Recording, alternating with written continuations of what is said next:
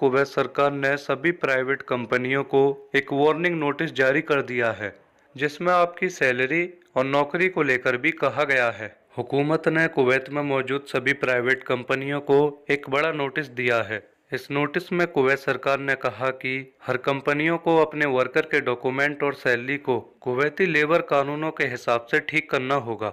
Kuwait हुकूमत की तरफ से जो भी नए कानून वर्करों के लिए शुरू हुए हैं, उन्हें कंपनियों को पूरा करना पड़ेगा। सबसे पहला कानून है, कुवैत में मौजूद हर प्रवासी वर्कर को महीने में कम से कम 75 से 80 कुवैती दिनार मिलना चाहिए। यानी कि अगर इससे कम सैलरी आपको मिलती है तो ये गलत है, क्योंकि ये मिनिमम सैलरी है। आप लोग इसकी कंप्लेंट भी कर सकते हैं।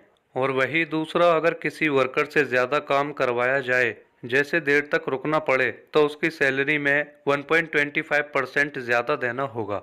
यानी कि उस वक्त आपकी नॉर्मल सैलरी 100 केडी दिनार से लेकर 100 केडी दिनार तक बन सकती है। इसके अलावा तीसरे नंबर पर कहा गया है कि कुवैत में हर प्रवासी को एक साल में 30 दिन की छुट्टी मिलनी चाहिए। यानी कि हर एक साल में 1 मंथ आपका हॉलिडे रहना चाहिए। चौथे नंबर पर कहा गया है कि जब किसी वर्कर की नौकरी खत्म होती है तो वर्कर को कुछ एक्स्ट्रा सैलरी भी मिलना चाहिए। अगर आपने कुवैत में 1 साल तक काम किया है तो ऐसी स्थिति में आपको 15 दिन की सैलरी मिलना चाहिए। और अगर आपने किसी कंपनी में 5 साल से ज़्यादा काम किया है तो हर साल के लिए 1 महीने की सैलरी मिलनी चाहिए।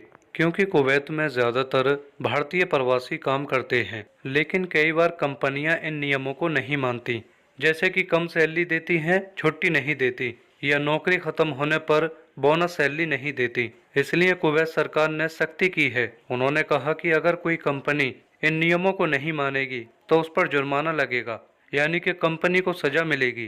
कुवैत हुकूमत की तरफ से ये वर्कर के हक को बचाने के लिए एक बड़ा कदम है। कुवैत में प्रवासियों को अपने हक के बारे में पता होना चाहिए। अगर उनकी कंपनी ये कानून फॉलो नहीं करती हैं, अगर उनकी कंपनी कानून को फॉलो नहीं करती हैं, तो आप लोग कुवैत में minister of social affair labour law में जाकर शिकायत कर सकते हैं। कुवैत में अगर वह कंपनी इन नियमों को फॉलो करती हैं तो वर्करों को अच्छी सैलरी मिलेगी और नौकरी की सुरक्षा भी बढ़ेगी।